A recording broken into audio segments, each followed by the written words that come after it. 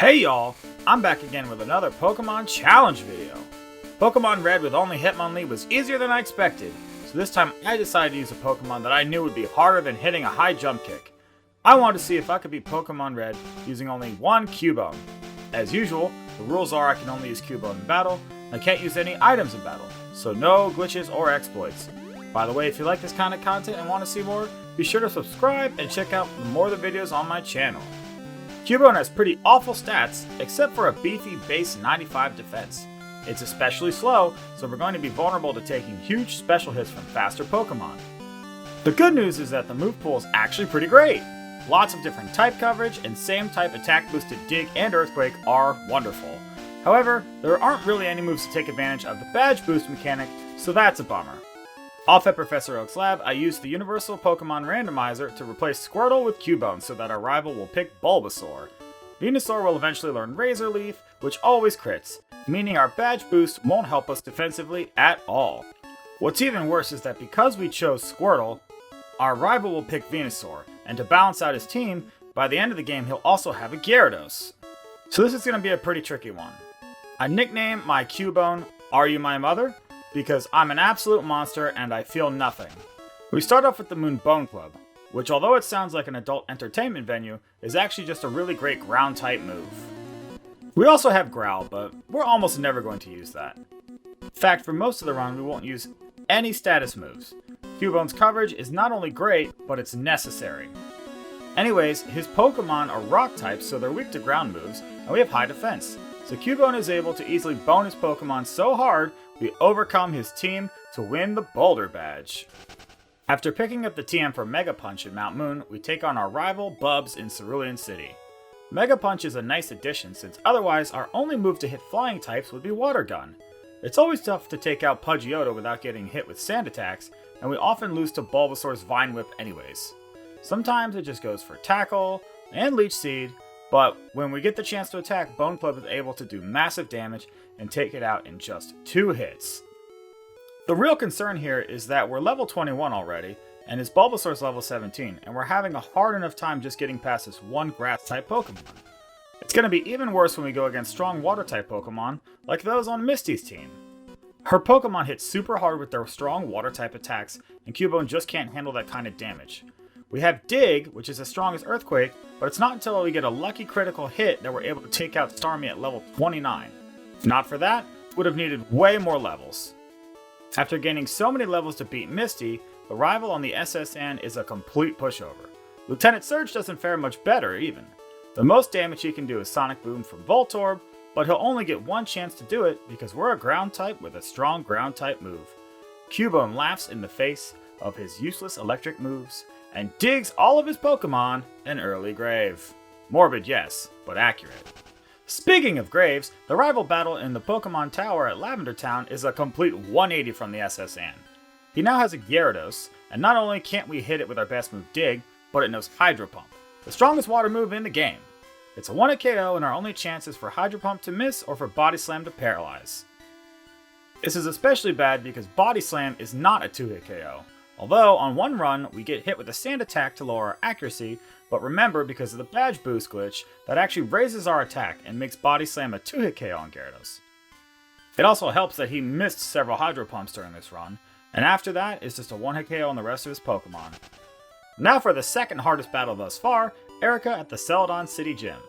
I avoided this for as long as possible and grinded on all of the available trainers, and even though we're at level 43, Victory Bell still does most of our health with a guaranteed critical hit Razor Leaf. We did get the TM for Ice Beam from the Celadon City department store, but even so, it's not until we get a battle where Victory Bell doesn't finish us off with Razor Leaf, and we get a critical hit on Vileplume that we're able to beat the gym. Our levels are getting a little high though. Now it's off to take on Koga at the Fuchsia City Gym, and compared to Erica, this one is hella easy. All of his Pokemon are poison types and we're a ground type with Dig.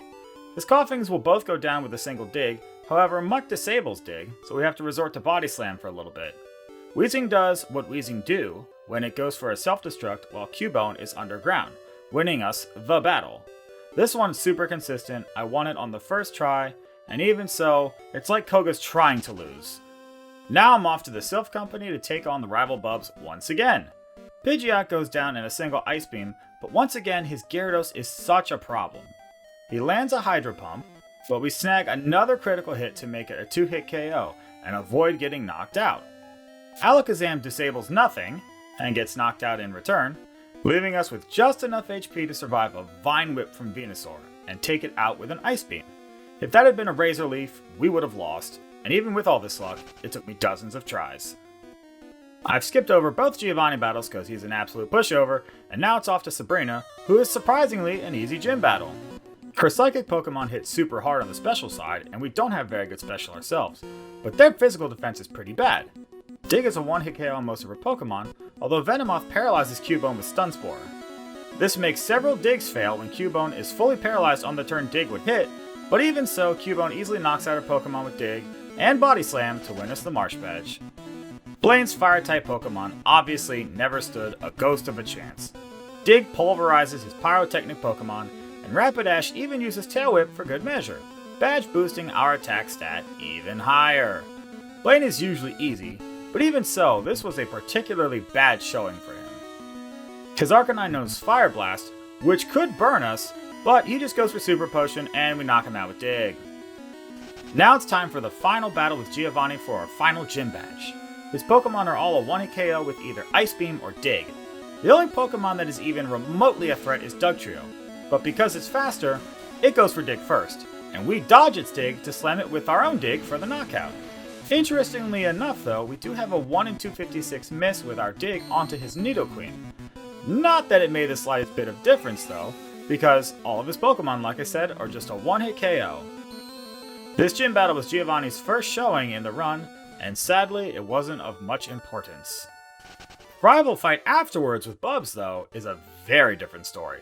For those who watched the last couple of runs, you'll see Mimic makes its triumphant return.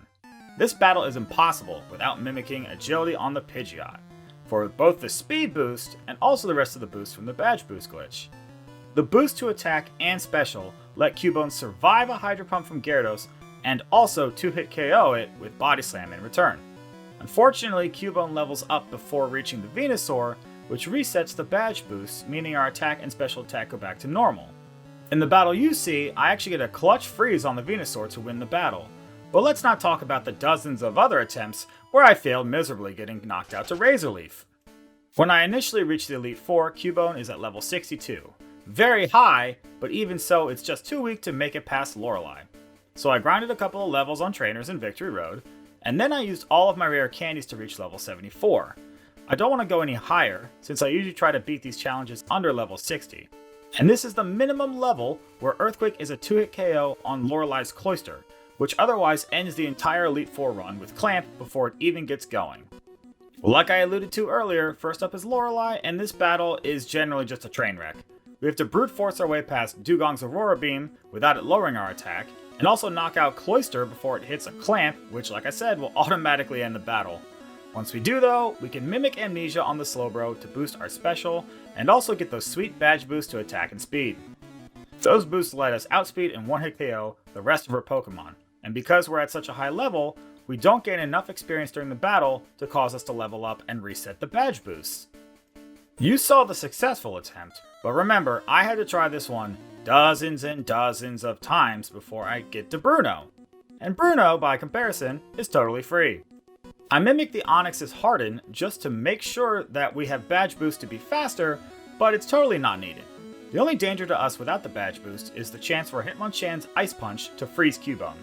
But this never happens with the badge boost, so Earthquake being a 1-hit KO and us being faster, it's a very simple battle. Cut and dry, see you later buddy. Usually after Bruno, we get totally steamrolled by Agatha in these runs, but for once she's almost as easy as that muscle-bound freak. All of her Pokemon are poison types and have low defense, so Earthquake is a 1-hit KO on everything besides Golbat, who is immune. We are actually slower than her Gengar, so it has the opportunity to put us to sleep or use Confuse Ray, but on a lot of runs it will just go for Nightshade, and we're able to make quick work of all of her Pokemon with a single Earthquake. Of course, Golbat requires an Ice Beam, because why make things simple? It is nice though that in these runs, basically when you get past Lorelei, you have 2 more or less free battles before you get to the real challenge, Lance. And like with Lorelei, this battle is back to being absolutely ridiculous. Cubone can only survive one Hydro Pump, so at several points I try using Mega Kick for extra damage because it's a 2-hit KO, however it often misses, so I elect eventually just to stick with Body Slam, hope for either Paralysis or Hydro Pump misses. The odds of which happening are good, but not great. As always, Gyarados is just a huge problem during these runs, but we tough it out and wait until we get a run where we can actually get to Dragonair. Once we get to Dragonair, we can mimic Agility, not only to boost our speed, but also the rest of the badge boosts, which are nice, but mostly unnecessary. Ice Beam will one-hit KO all of his Pokemon besides Gyarados anyways, so really we just need the speed boost from Agility to outspeed his Aerodactyl. Once again, I'm not going to show you the hundreds of runs that it took to get here, and instead I'll just show you the successful run, so that way we can all move on with our lives and you don't have to share in my suffering. Finally, it's time to take on the champion Bubs for that climactic final battle. His Pidgeot no longer knows Agility, so there aren't any moves for us to mimic to badge boost ourselves.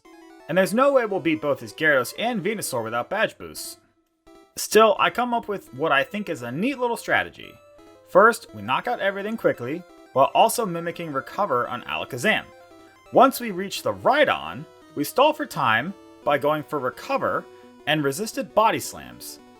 This is so that the Rhydon can hit us with either Leer or Tail Whip, and we want it to use as many as possible without actually knocking us out with Fury Attack. Because remember, badge boosts work anytime that our stats are modified, including when our opponent does it. So just because we don't have any boosting move, doesn't mean that we can't boost, baby. After several defense drops from Tail Whip and Leer, we are able to survive a Gyarados Hydro Pump and 2-hit KO with Body Slam. Arcanine will always go down in one Earthquake, but unfortunately we level right up before the Venusaur, resetting our badge boost and allowing it to survive an Ice Beam. And guess what? When we don't knock it out, it knocks us out instead.